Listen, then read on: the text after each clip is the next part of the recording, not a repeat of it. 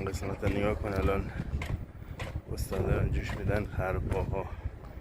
ایشان نگاه کن قطیه‌ای که اینجا داریم و اینا تبدیل میشه به سوله. این سقف بالای پشت بام 6 طبقه ایم که داریم میزنه. نگاه کن ماشینا رو میبینیم. کارخونه است، بالا پشت بامشو داریم سقف میزنیم. الان اینو خرپاهاشو در حال ساخت. انشاءالله چند روز دیگه میره برای نصب.